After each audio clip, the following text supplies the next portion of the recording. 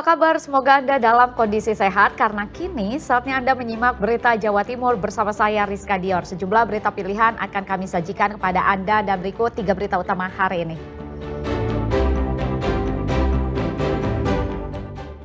Korban meninggal peristiwa pembacokan satu keluarga di Pacitan bertambah 1 orang. Korban tewas akibat luka parah di kepala.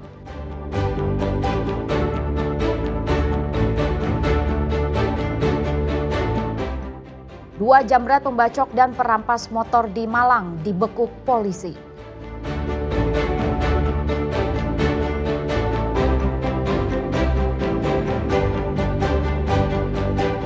Melihat geliat komunitas sahabat pustaka di Surabaya yang terus mengkampanyekan membaca buku fisik di era digital.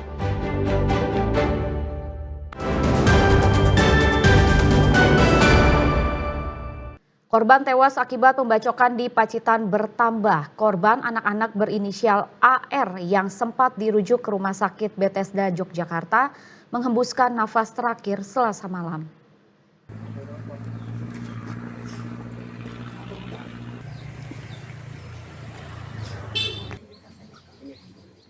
Suasana duka menyelimuti keluarga korban pembacokan di Desa Temon, Kecamatan Arjosari, Pacitan.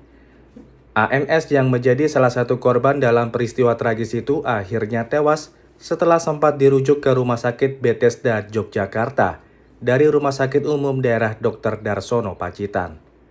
Rabu pagi, jenazah bocah berusia 11 tahun dimakamkan di tempat pemakaman umum desa setempat, diwarnai isak tangis kerabat, keluarga, dan warga sekitar.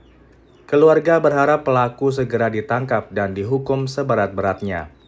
Kalau sudah jumpa itu diadili seadil-adilnya, semanalah cara hukum yang berlaku supaya itu adil hukumnya itulah Kak. Tidak bisa maksudnya kalau bisa jangan dimatikan langsung itu ya kan, diadili seadil-adilnya dulu kan Pak. Setelah itu nanti kan ada proses hukum itu ada.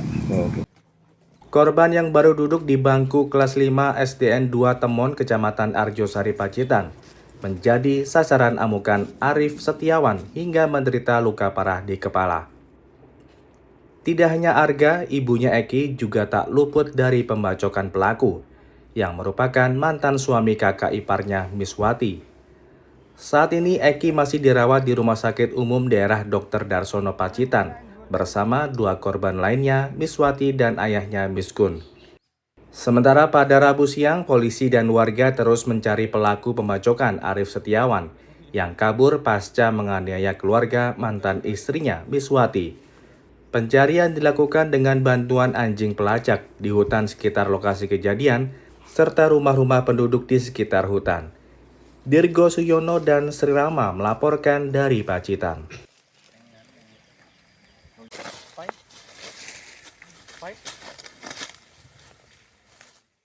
Dua anjing pelacak K9 milik Polda Jawa Timur diterjunkan untuk menyisir hutan Desa Temon, Pacitan. Pengerahan anjing pelacak ini untuk memburu seorang pria yang diduga sebagai pelaku pembacokan sadis yang menyebabkan 2 orang tewas dan 3 lainnya luka-luka.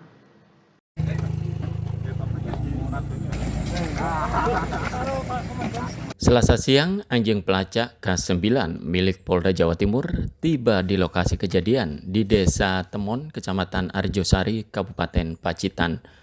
Sebelum melakukan penyisiran, anjing dienduskan dengan barang milik pelaku, Arif Setiawan, yang ditemukan di sekitar lokasi kejadian, yakni helm dan kaos kaki. Setelah itu, anjing diturunkan untuk mencari jejak pria berusia 40 tahun. Anjing sempat mengitari lokasi tempat kejadian perkara, kemudian bergerak ke arah belakang rumah hingga sampai di tepi sungai. Tim mendapati sisa-sisa jejak yang diduga kuat berasal dari pelaku. Sementara polisi juga menyisir sekitar hutan dan ke sejumlah desa di sekitar lokasi yang diduga menjadi pelarian pelaku. Sementara yang dari K9 kita sudah nyisir di lingkungan TKP. Dari TKP saat ini kita tingkat dan turun sampai masuk sungai. Nah dari sungai itu K9 diarahkan ke kiri, nggak mau, malah kitanya ke kanan. Ke kanan. Sedangkan kalau kanan itu, nah itu kan menyusuri sungai. Jalannya berbatu. Makanya sekarang kita mau ke PJTS yang kemungkinan.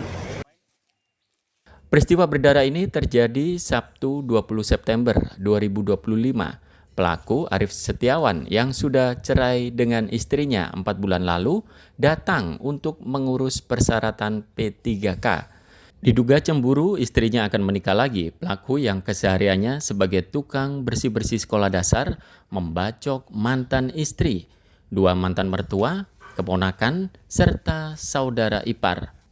Akibatnya mantan mertua perempuannya tewas di lokasi kejadian, sementara keponakan korban berusia 11 tahun tewas usai menjalani perawatan di rumah sakit. Dirgo Suyono dan Sri Rama melaporkan dari Pacitan.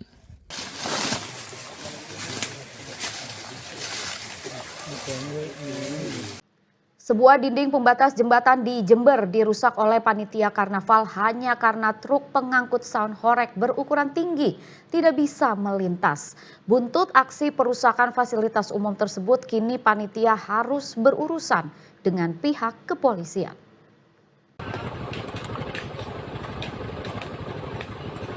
Kamera warga merekam saat sejumlah orang nekat merusak dinding jembatan di Dusun Sumberjo, Kecamatan Wuluhan, Jember.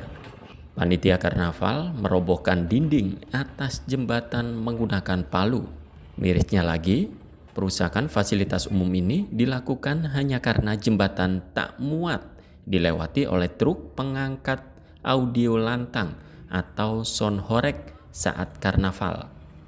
Setelah sebagian dinding jembatan dirusak, truk sound horeg setinggi 5 meteran itu akhirnya bisa melintas. Kepala Dusun Sumberjo sudah melarang penggunaan sound horeg, namun panitia tetap membandel. Sementara panitia karnaval mengatakan terpaksa merusak dinding jembatan lantaran di belakang truk sudah terjadi kemacetan panjang sehingga tidak mungkin berputar. Kalau jembatannya sudah dibenahi semua, kemarin sore sudah dikembalikan seperti semula. Siapa itu yang membetulkan? Itu ada panitia juga pihak penyewa sound, ada Pemdes juga ada kemarin, juga ada Babimas sama Babimas. Meski panitia karnaval sudah memperbaiki fasilitas umum yang rusak, namun peristiwa ini berbuntut panjang. Selasa siang, seluruh panitia karnaval diperiksa polisi guna mempertanggungjawabkan perbuatannya. Telah terjadi pengerusakan pembatas jembatan di Jalan Arambalung Jenggawa, Dusun Sumberjo, Desa Glundengan, Kecamatan Wuluhan. Selanjutnya kita melakukan tindakan kepolisian berupa pemanggilan pihak-pihak terkait, dan hari ini alhamdulillah mulai ketua panitia sampai warga yang waktu itu ikut sebagai saksi kita datangkan dan kita lakukan pemeriksaan berantai.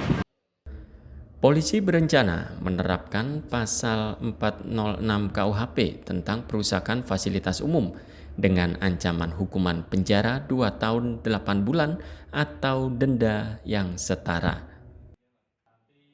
Tommy Iskandar dan Sri Rama melaporkan dari Jember.